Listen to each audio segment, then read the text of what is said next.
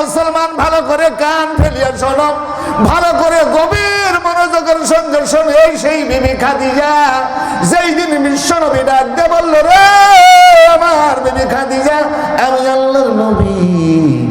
খাদিজা বলছিল, হুজুর আমি আগেই জানি। নবী ডাক দিয়ে বললেন, খাদিজা রে, আমি তো তোমাকে এখনো বলিনি রে খাদিজা। ও খাদিজা, বলো বলো তুমি কেমনি করে জানলে? খাদিজা আল্লাহর নবীর পা জড়িয়ে ধরে বলছেন, নবীজি আগে মাফ করে দেন, তারপর বলবো, নইলে বলবো না। মা বোন ভালো করে খেয়াল করে শোনো রে মুসলমান, গভীর মনোযোগ, গভীর মনোযোগ, গভীর মনোযোগ, গভীর মনোযোগ। খাদিজাকে ডাক দিয়ে বলছে, বিবি বলো বলো, আমি তো তোমাকে এখনো বলি, তুমি কেমনি করে জানলে? খাদিজা বিশ্ব নবীর পা জড়ায় ধরে বলে, নবীজি আগে মাফ করে দেন, তারপরে বলবো, নইলে বলবো না। নবী ডাকতে বলো, খাদিজা রে, জীবনে কোনোদিন অন্যায় করো নাই আমার কাছে। ও খাদিজা, জীবনে কোনো অপরাধ করনি, কি মাপ চাও? খাদিজা বলছেন, নবীজি আমি যে অন্যায় করেছি, পৃথিবীর কোন নারী এত বড় অন্যায় করে নাই, কোন পুরুষ এত বড় অন্যায় করে না, আমি যা করেছি।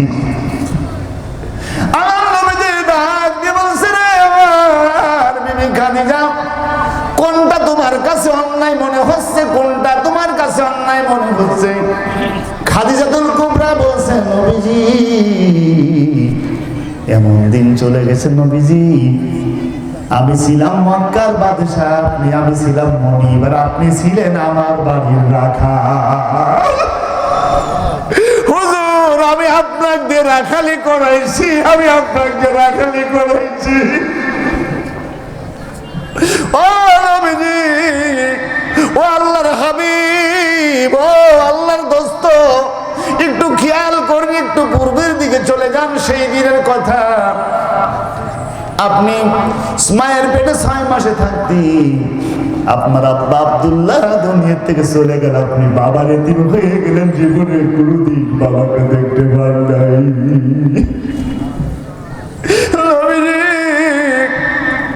5 বছর বয়সে মাকে হারালেন, আপনি মার এতিম হয়ে গেলেন। 6 বছর বয়সে আপনার দাদা আব্দুল মুত্তালিবকে হারিয়ে ফেললেন, দাদার এতিম। আপনাকে দেখা শুনবার করবার মতো, আপনাকে আদর করবার মতো, খাবার দেওয়ার মতো কোনো লোক ছিল না। ও নবীজি একটু খেয়াল করুন, দেন গরিব মুসলমান, গভীর মনোযোগ, গভীর মনোযোগ।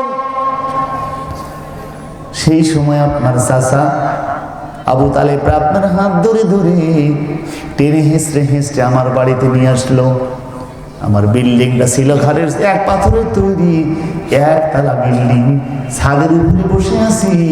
তখন আমার বাড়িতে কমপক্ষে 350 ছাগল আর উট আর দুম্বা দিয়েছিল। এগুলো রাখার জন্য কমপক্ষে এটা 7টা রাখাল ছিল। আমার নবীজি, আল্লাহ নবী শোনো, আপনাকে টেনে হেসড়ে নিয়ে আসতেছে একজন মানুষ, তার নাম আবু তালেব। আমাকে ডেকে ডেকে বলছে, রে খাদিজা, মক্কার 2 নাম্বার ব্যক্তি, তুমি ধনী, তোমার খাবার দাবারের কোনো কিছুর অভাব নাই। একটি এতিমটার দিকে তাকাও, এতিমটার দিকে তাকাও, এর বাবাও নাই, এর মাও নাই, এর কেউ নাই। আর কারে ডাকি ভালো মাবুলিয়া, ও মাঝে আমার চলে গেল জলমে লাগিয়া, আর কারে ডাকি রে খাদিজা। এই ছেলেটার মা নাই, বাবা নাই, কেউ নাই, দায়িত্ব পালন করতো দাদা, দাদাও চলে গেছে, দায়িত্ব পড়েছে আমার উপরে। আমার তো লবণান্তে পান্তা ফুটিয়ে যায় না খাদিজা, আমি তোরে খাওয়াতে পারি না, কিছুই দিতে পারি না, রাকাল হিসাবে এই ছেলেটাকে নেওয়া যায় না।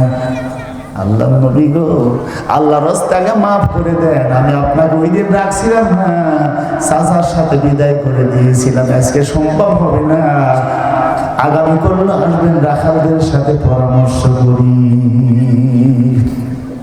নবীজি কান লাগিয়ে লাগিয়ে শুনতেছে, আর খাদিজা যখন বলতেছে, খাদিজা বলতে বলতে খাদিজা নবীর পায়ের কাছে অজ্ঞান হয়ে পড়ে গেল। আল্লাহ নবী নিজের হাত কানা খাদিজার কপালের উপর দিয়ে আস্তে করে নাড়ি দিয়ে বলছে, রে বিবি খাদিজা অজ্ঞান হয়ে পড়লে কেন, অজ্ঞান হয়ে পড়লে কেন? খাদিজা বলছে, দরদে নবী, ওই কথা আমার বারবার করে সেই চিত্র আমার বারবার সামনে আসতেছে। আপনাকে যখন হাত দিয়ে ধরে নিয়ে গেল, খোদার তাড়নায় নবীজি চোখ দুটি গর্ত হয়ে গিয়েছিল।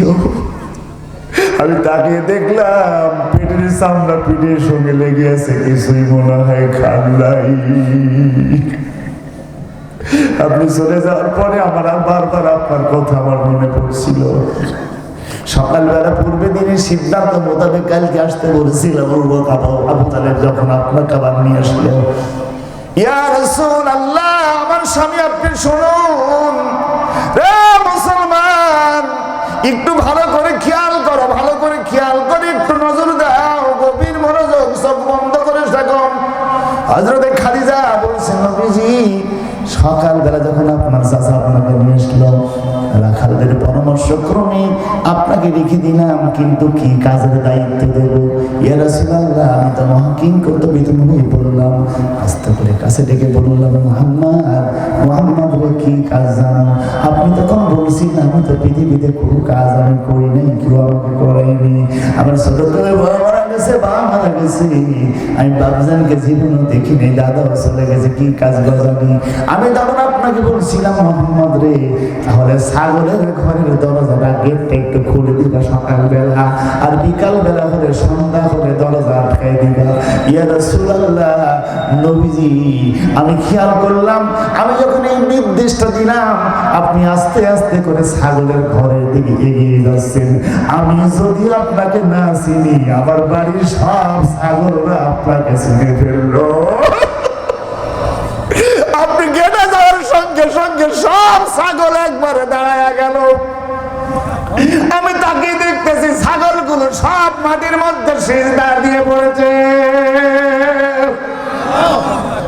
ইয়া রাসূলুল্লাহ, দরজা যখন খুলে দিলেন, ছাগলগুলো বের হয়ে যায়, আপনার মুখের দিকে ছাগলেরা চেয়ে আছে। আমি তাকে দেখতেছি, ছাগলের চোখ দিয়ে পানিগুলো টাস টাস করে পড়তেছে।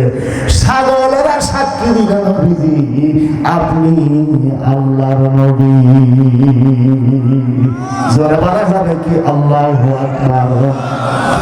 ইয়া রাসূলুল্লাহ, ইয়া হাবিবাল্লাহ,